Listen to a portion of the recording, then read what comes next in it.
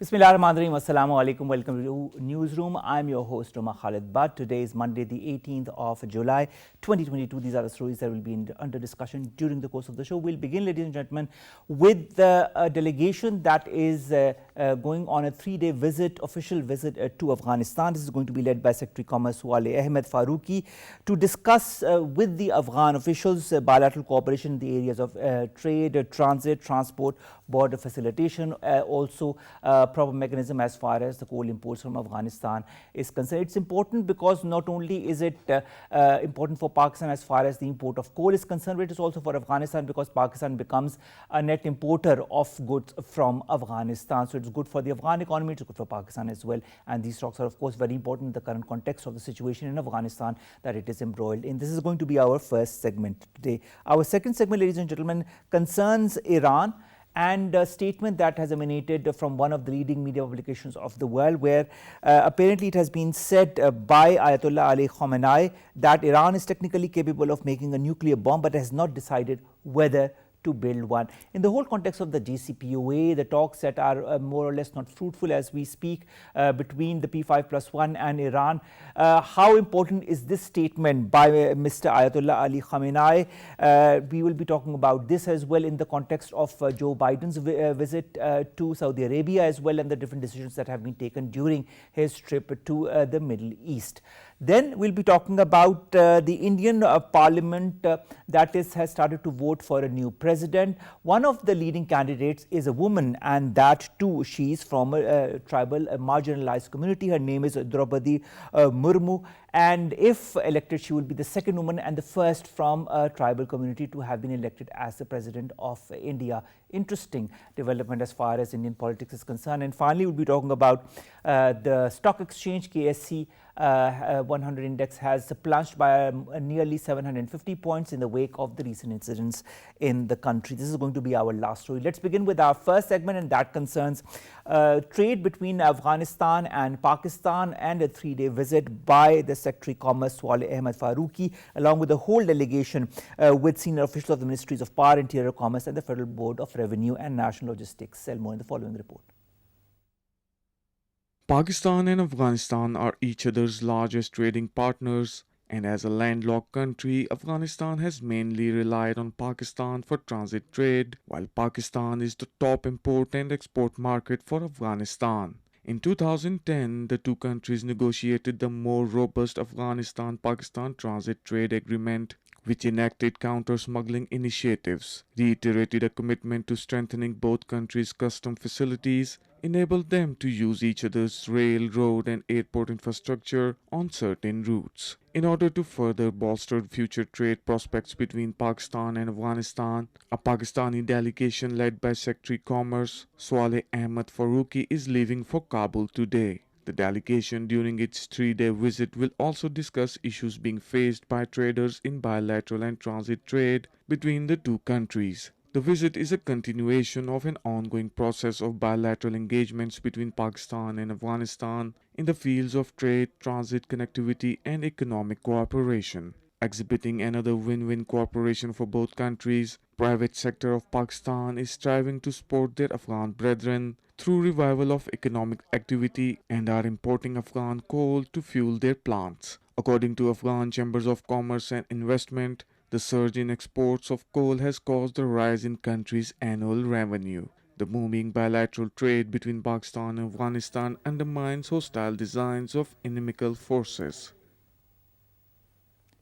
Brigadier Retired Saad Mohammed, who is a leading analyst, joins us online. Brigadier Saab, thank you very much to have joined us.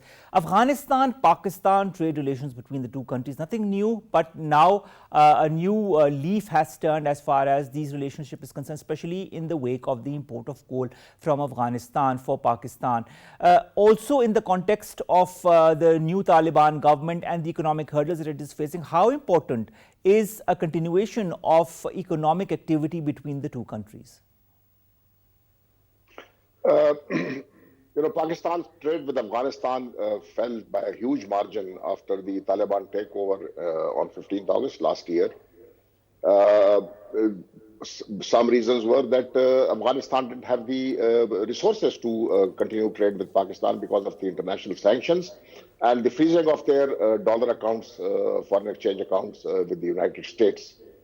So the trade fell down, and it hurt both the countries, not only Afghanistan, it hurt Pakistan also, because Afghanistan was a big market for Pakistan, and over 2 billion trade was going on between the two countries.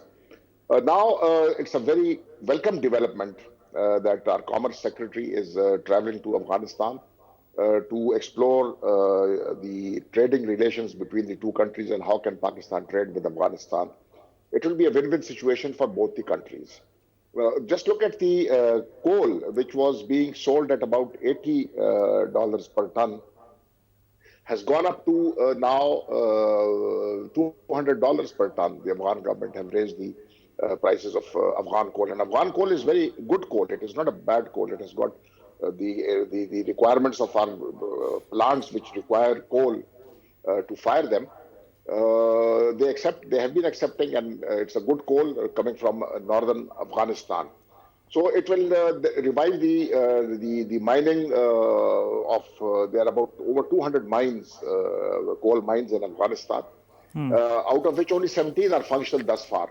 So as the trade picks up and Pakistan starts importing from Afghanistan, and that, mind you, that will be in Pakistani rupees and not in dollar terms. So that helps Pakistan preserve its foreign exchange that way.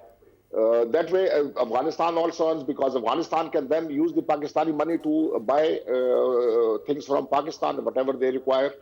So that will also be another factor which will help boost the trade between the two countries. It will help revive the Afghan economy. The other things we must explore also. Pakistan is a huge market for the Afghan fruit, whether it's dry fruit or whether it is fresh fruit. Pakistan is one of their biggest markets, and about 70% of the fruit that Afghan exports comes to Pakistan. Likewise, we have opened the route to India also. So the trade with India will also be through Pakistan. Pakistan allows Afghanistan to export anything to India via the Wagah border. It cannot import anything, but Pakistan the Afghans can export. All right, Brigadier Saab, there have been some non-factual news that have been published by Tolo News concerning the import of coal from Afghanistan by Pakistan also, and Pakistan has refuted the statement that has come from Tolo News. Why are there still some elements within Afghanistan that do not want trade between Afghanistan and Pakistan to thrive? You know, unfortunately, despite Pakistan's huge efforts, it has always helped Afghanistan throughout. And if you look at the history, the problem always comes from Afghanistan. Pakistan wants no problems with Afghanistan. Pakistan wants good relations with Afghanistan. We have no reason to have bad relations with Afghanistan. But there are elements within the Afghan hierarchy who do not want good relations with Pakistan. Somehow the other, we can go into the reasons, not in this program, in some other time. But there are elements, and the bureaucracy, especially the bureaucracy which is functional there. Now, this bureaucracy does not change. The Taliban may come, or the Republicans may come, or the monarchists may come. The intelligence and the civil military bureaucracy remains the same. Now, they have an anti-Pakistan sentiment. More of them are biased towards India. But we will overcome it. There is no problem. We have been managing the relations before also, and we will manage it now also. Regardless of those people who were accusing that, the army is buying coal. I don't know why would the army buy coal from Afghanistan. There are private firms within Afghanistan. The Afghan government sells coals to their Afghan companies. They're not selling it to Pakistani companies. And those Afghan companies are then exporting it to Pakistan. So where does, this propaganda comes in? But it is an Indian, inspired propaganda to spread the bad word around that, Pakistan is buying coal cheaper. Yes, we are buying cheaper, but are there any buyers available? Nobody wants to buy Afghan coal. Only Pakistan wants to buy Afghan coal. True.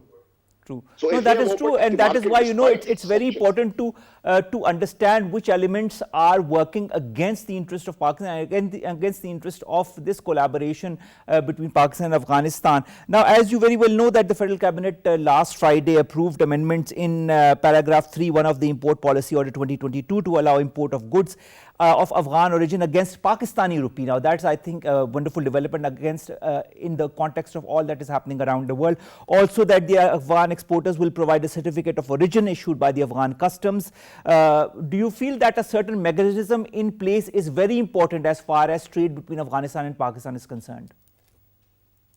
you know, the Pakistan has been importing coal from Afghanistan previously also.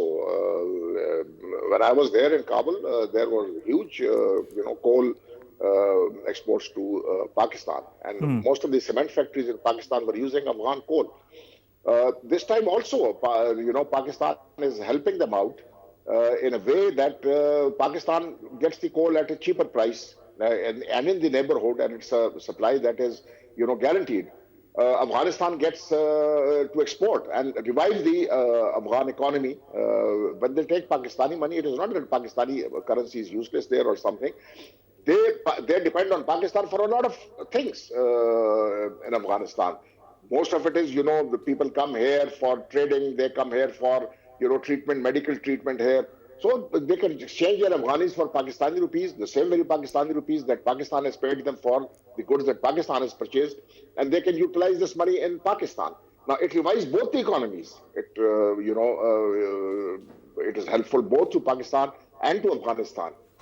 Whatever this was. And we should not be cowed down by this propaganda. This will keep on going. There are people over there who would make this propaganda.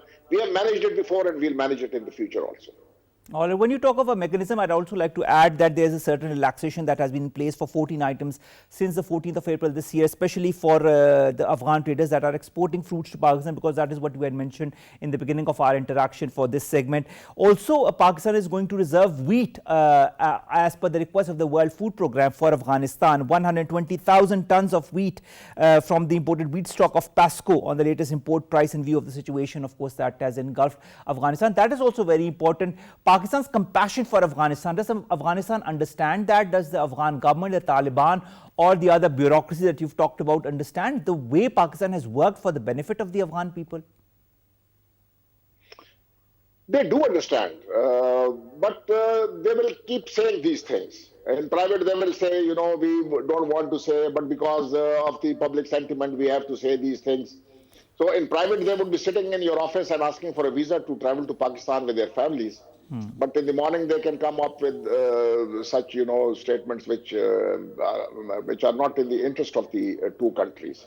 And Pakistan has been helping them throughout. It is not that it is helping the Taliban government. It has been, trying to be open-hearted towards Afghanistan. We have finished all the, the duties on the Afghan fruit that comes to Pakistan. Most of it comes to Pakistan. If Pakistan does not buy Afghan fruit, it will rot and the farmers of Afghanistan will suffer. Pakistan has been at it. We try to help them out. We try to ease their problems. If you remember the Islamic conference meeting here in Islamabad, the foreign ministers who came here, we tried to help them out. But on the other side, at times, very negative sort of, reaction comes from Afghanistan. Most of it at times is hostile. And even in the Taliban government, there are people and there are elements which are hostile towards Pakistan, and they would not like the relationship to be improved.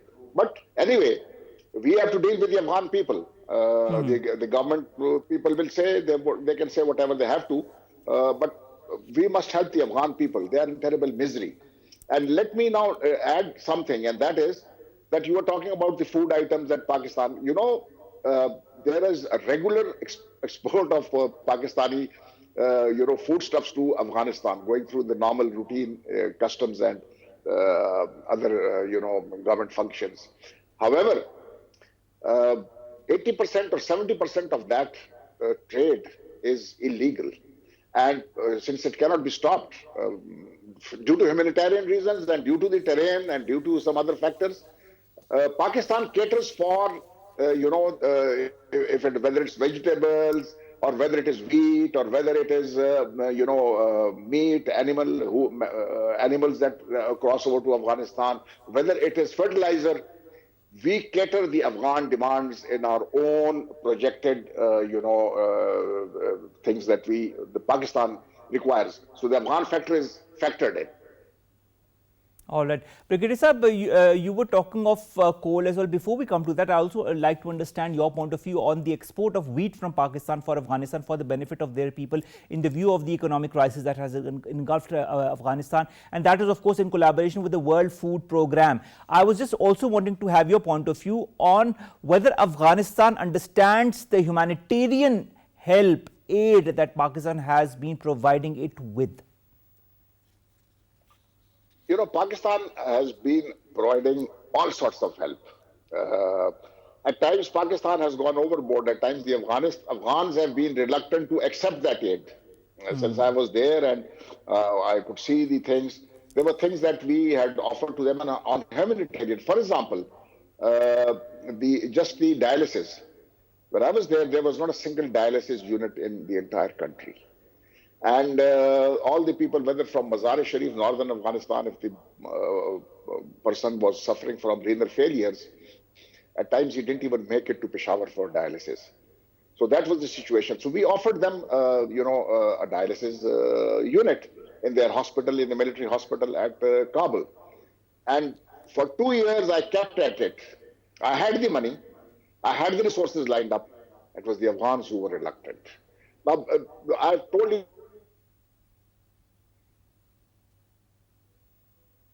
there seems to be some kind of a technical glitch as far as our communication with Brigadier retired Saad Mohammed is concerned.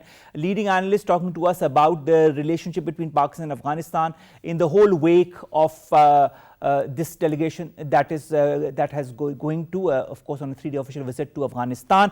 Brigadier Saad Mohammed, last question as far as coal is concerned. You know that earlier this month Pakistan started importing coal from Afghanistan for its power plant, especially the Sahiwal coal power project in Punjab, in view of the higher coal prices in the international market. Now, as per the statement that has come out before this visit of the Pakistani delegation to Afghanistan, it is said that the discussions with the Afghan authorities as far as coal is concerned will be on how to streamline coal supplies on permanent basis and how to request the interim Afghan government to ensure round-the-clock border operations to ensure uninterrupted coal supplies, particularly in the night, and also raise the issue of increased duties on coal supplies to Pakistan.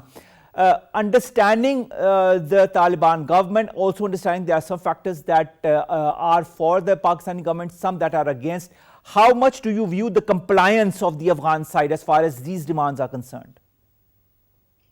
I think there will be some problems somewhere. I'm not saying it's going to be absolutely smooth.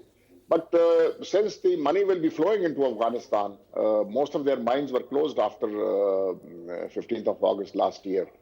Before that, the mines were working, and then the mines stopped working because there was no demand. Afghanistan could not export coal to Pakistan. So now that we have started importing and the procedures are being streamlined, I think we will manage it. There will not be a big problem. There will be hiccups. There will be some problems here and there, but we will manage it. That helps the Afghan government also. That helps the Afghan poor people also, the mine workers who have been out of jobs. That will be. Pakistan also benefits because Pakistan pays in rupees, and the other is that it is 40% of the international prices. And Afghan coal is not bad, Afghan coal is good. So it helps both Pakistan and Afghanistan. The coal that was selling for $80 a ton has gone to $200. It's more than double the amount that Pakistan is now paying them, what was a month ago or a month and a half ago. So let's see how all of this goes by, because of course the Pakistani side is willing to talk to the Afghan side, and the Pakistani side has always wanting to bridge a stronger and a more robust relationship with Afghanistan. So let's see how the Afghan side reacts to it. It is a 3-day official visit, and we hope to see concrete results at the end of it. Thank you very much, Brigadier Saad Mohammed Saab, analyst, who have joined us, to have talked to us about Pakistan-Afghanistan relations, especially in the economic arena and especially in the context of this visit from the Pakistani side that begins today, and this continues for 3 days on different issues of transit, trade and the import of coal from Afghanistan. Our second story, ladies and gentlemen, concerns Iran and a statement that has recently come from the Supreme Leader Ayatollah Ali Khamenei, who told Al Jazeera television very recently that India was technically capable to make a nuclear bomb but has not decided whether to make one. In the context of Joe Biden's visit to Saudi Arabia, the discussions that were held, also the JCPOA, where does that statement go to? What does that imply as far as the Iranian designs are concerned? More in the following report. The nuclear diplomacy between Iran and world powers enters the most crucial phase, such that very few options are left to salvage the landmark 2015 Iran nuclear deal. The European Union mediated discussion in Doha between Tehran and Washington aimed at breaking an impasse about how to save the deal have concluded without progress. Both sides accuse each other of presenting unrealistic demands and not showing flexibility. A senior advisor to Iranian Supreme Leader Ayatollah Ali Khamenei revealed that Iran is technically capable of making a nuclear bomb but has not yet decided whether to build one. Earlier, Iran has said it remains committed to talks to restore its nuclear pact with the world powers, as Western countries continue to warn that time to save the landmark accord is limited. US President Joe Biden ended his 4-day trip to Israel and Saudi Arabia, vowing to stop Iran from acquiring nuclear weapon. Washington continues to impose new sanctions on Tehran as it maintains that diplomatic efforts to restore the deal are still the best option for de-escalation. Iran has imposed sanctions on 61 more Americans, including former Secretary of State Mike Pompeo for backing an Iranian dissident group. A U.S. State Department spokesperson stated that we are united in our resolve against threats and provocations, and we will work with our allies and partners to deter and respond to any attacks carried out by Iran. Now, the statement that concerns the making or not of a nuclear bomb by Iran by one of the technical senior advisors to Iran's Supreme Leader Ayatollah Ali Khamenei is important. It is important in the context of the JCPOA that for the moment doesn't seem to be going in a fruitful manner. I mean, there is no fruitful result as far as the JCPOA is concerned. On the other hand, it is also in the context of Joe Biden's visit recently to the Middle East, including to Saudi Arabia, where of course a lot of important issues were discussed, and that includes Iran, and that includes also the whole situation in the area. Will the United States of America want to move forward as far as the JCPOA is concerned in the wake of this statement, as well as also the fact that Iran has recently sanctioned 61 more Americans, including of course Mike Pompeo, as we've just heard in the report?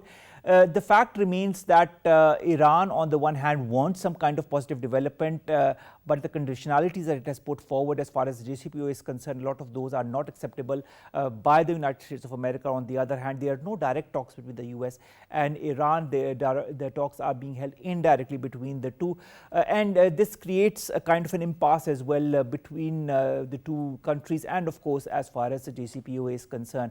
Then comes the nuclear capability of Iran and the different concerns of different countries, whether it be even the United States of America or other countries. And of course we all know what Israel's statement has been from day one. It was never in favor of the JCPOA, and it always said that Iran, that the P5+1 should not sign up for the JCPOA because it will make Iran stronger. On the other hand, it has still been talking about the nuclear capabilities of Iran and how Iran can use it to the detriment of the West and that of Israel, because of course Iran does not recognize Israel. In all of this, what is important is that the JCPOA as an agreement that was very important since 2015, where of course it was stalled in 2018 by Trump, should see some kind of light of day, because Iran needs wider projection. Iran needs more economic turnout as far as its relationship with other countries is concerned. It needs the removal of a lot of sanctions that have been put under the JCPOA. It also needs to have a more wider arena of relationship with other countries, and these sanctions for the moment do not allow Iran to go beyond a certain point. And Iran of course is a very capable country, a country that we respect a lot, and a country that can do a lot. In this statements such as that part of the nuclear, the making or not of a nuclear bomb, whether they are made in with a certain mentality in mind or a point of view in mind, a lot of the Western media take it in a very wrong manner, and a lot of media also in other countries and other parts of the world also don't understand what this statement wants to say, where with this question mark on whether Iran will go or not as far as a nuclear bomb is concerned. This said, also the IAEA, you know that Iran is compliant to the NPT, and this is what Iran has been saying time and again, that why would it develop a nuclear arm, because it is compliant to the non-proliferation treaty, and it cannot under that treaty develop any such armament of any kind. Now, you know, Kharazi's comment, I mean, Kharazi was the person who gave this comment on behalf of Ayatollah Ali Khamenei to Al Jazeera television on Sunday. This happened a day after Joe Biden ended his four-day trip to Israel and to Saudi Arabia, and of course, he has vowed to stop Iran from acquiring a nuclear weapon. Was this just a statement for the sake of a statement? Does it have more to it? We've been joined by Qandil Abbas, Dr. Qandil Abbas, who is an international relations expert on this very issue. Dr. Saab, thank you very much to have joined us. Dr. Saab, the statement by Mr. Kharazi, who is one of the senior advisor to Iranian Supreme Leader Ayatollah Ali Khamenei, just a day after Joe Biden ends his visit to Israel and Saudi Arabia. And of course, Iran was one of the topics under discussion. Where is all of this leading to? I think right from the beginning, Iranians were of the view that their nuclear program is for peaceful purposes, and mainly they want to use their nuclear program for medical needs and energy. But gradually, when IAEA was involved to supervise Iranian nuclear program, then they started to highlight different aspects, different other aspects of nuclear technology. And in fact, their centrifuges are able to enrich their uranium up to 60%. So everybody knows that when you are capable to enrich your uranium up till, for example, 60%, it is very easy to increase this enrichment to 19% as well. In previous period, we know that there was a religious verdict, and that was fatwa that according to their verdict, nuclear weapons are haram, are forbidden.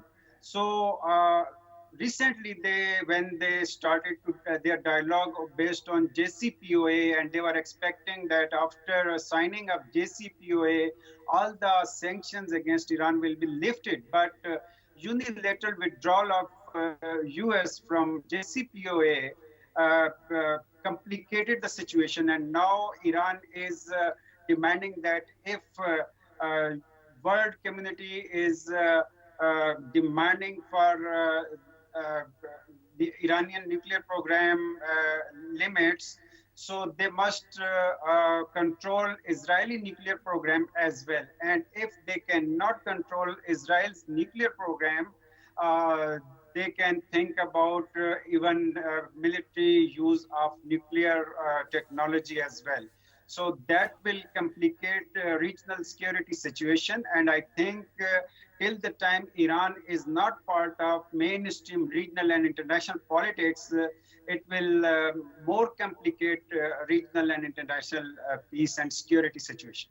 So in your point of view, this is political maneuvering by India in order for the West to re-evaluate the JCPOA and move forward so that some kind of solution comes as far as JCPOA is concerned. Now, I'd like to refer you to the 26th of June, where the top security official from Iran, Ali Shamkhani, in a meeting with the EU's top diplomat, said that Iran will further develop its nuclear program until the West changes its illegal behavior. Now, this is a very strong statement as well as far as Iran and the EU is concerned. So when on the one hand, Iran wants the JCPOA to succeed, on the other hand, it says it will go on with its nuclear program, doesn't it create a lot of question marks within the minds of the Western intelligentsia? Actually, Iran has already accepted almost all the demands from United States as well as from European Union to stop their nuclear program, as well as to cooperate with international community. I think the final signing of JCPOA in its original letter and spirit was very important for Iranians. But recently, the new issue has highlighted that United States has declared Iranian army, known as IRGC, as terrorist group.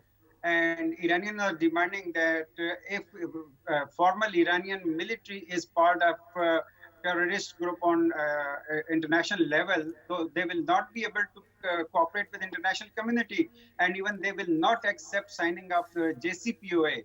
That was the main hurdle between the United States and Iran at this time. But Iran is ready to discuss different other issues after signing of JCPOA in its original letter and spirit as it was signed in 2015. And Iranians are not ready to accept any additional. But Dr. Saab, isn't that the case that the US does not want to comply as far as the removal of all the sanctions that were put into place under the JCPOA is concerned, and Iran wants all the sanctions removed, and of course some kind of an assurance from the US side as well that once this JCPOA is signed, that it will not back off from it at any time. Do you feel the US is ready to give that kind of an assurance in the whole context of also US and Saudi Arabia agreeing on stopping Iran getting nuclear weapons? This has been the leading headline as far as the Western publications are concerned after Joe Biden visited Saudi Arabia. Recent visit of Joe Biden to Middle East has complicated the situation in Middle East because on the one hand, Joe Biden is trying to establish more cooperation between Israel and Arab countries. And this cooperation is in fact considered by Iranians as anti-Iranian alliance, because after Abrahamic Accord, the more struggles are taking place to align different Arab countries with Israel, and that is somehow considered by Iranians as anti-Iranian alliance.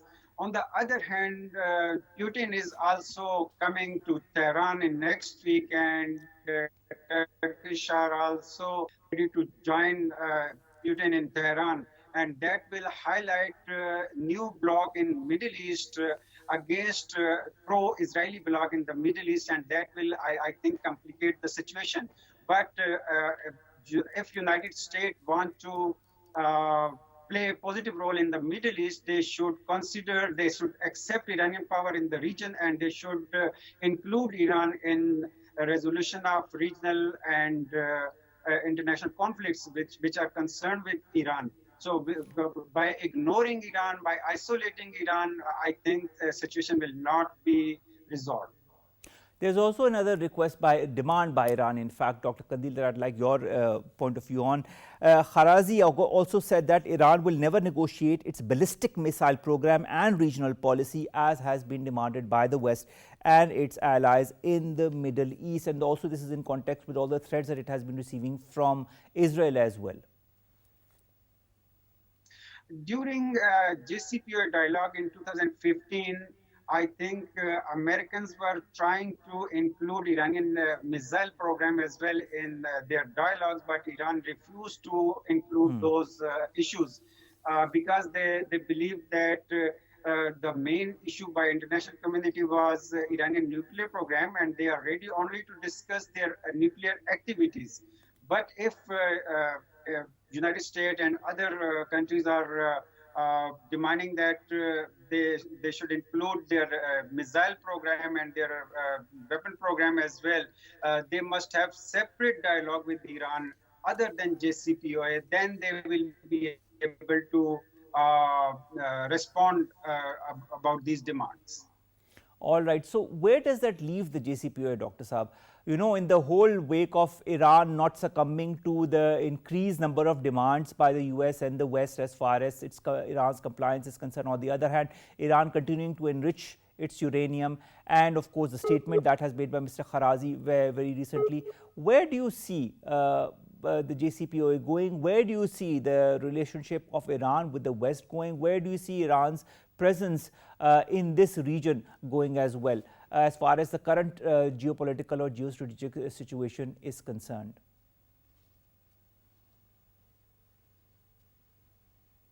All right, Qandil Saab, I'll just repeat the question for you. Iran has a $400 billion deal with China, and same deal with Russia is coming soon. So they have alternate options for their economy coming from China and Russia and other states. So if they want to include Iran in regional political issues as well as economic issues, I believe that JCPOA must be revived in its original form as it was signed in 2015. And in later period, they can discuss other issues which are concerned with regional security and Iranian involvement in Syria and Yemen and in other countries. But if they want to include all those issues with JCPOA, I think that will not be acceptable for Iranians, and they have other options coming from Russia and China, so they will follow those lines. All right. Thank you very much, Dr. Qandil Abbas, international relations expert, talking to us about the statement by Mr. Kharazi, who's an expert working under an advisor to Mr. Ali Khamenei, and what it bodes as far as the relationship of Iran with the West is concerned, also where the JCPOA is going in under the in the context of the visit of Joe Biden to Israel and to Saudi Arabia, the statements that have come forward and how the West has been highlighting those as well. Let's hope some kind of a positive development or solution comes as far as JCPOA is concerned. It's for the betterment of Iran and as well as the P5+1 to move forward in some kind of a cohesion. Let's come to our next story. Thank you very much, Dr. Saab. And let's come to our last two stories very quickly. The first concerns India and the Indian Parliament that has started to vote for a new president. What's interesting in this whole campaign for a new president is that for the first time there's a woman from the tribal areas, marginalized tribal areas, who is also in the line to become the new president of India. Now, Draupadi Murmu, who is from the Santhal tribe, has been nominated by Prime Minister Narendra Modi's Bharatiya Janata Party for this position of president. It is in India a largely ceremonial position. If elected, she will be India's first tribal president and the second female president. This is an interesting development as far as India is concerned, despite the fact that the nomination comes from the BJP. It is of a woman and it is a woman from a marginalized tribal district. Let's see how things move forward for Ma'am Murmu, and we wish her all the very best. Of course, a woman at the helm of affairs is always good because she knows how to handle things properly. Let's come to our last story, and that concerns stocks in Pakistan that have plunged. The KSE 100 plunged nearly 750 points on negative cues, has reached 41,329 points. After the recent political results that came out, a lot of ifs and buts apparently have been created in the circle, which has led to that. Also, Pakistan's rupee has hit a new low against the US dollar in the interbank. It has gone down by 4 rupees and 30 paisas, 211 rupees 4.48 is the new rate as far as the dollar is concerned. Let's hope things become better and the economy strengthens in the day to come. With that, we come to an end of today's newsroom. We'll see you inshallah tomorrow with new story segments that pertain to us, you and Pakistan. At the end, as I mostly always say at the end of every show, COVID is more or less on the rise again. Kindly be careful, follow the SOPs, wear your masks, wash your hands, avoid crowded places. Allah Hafiz.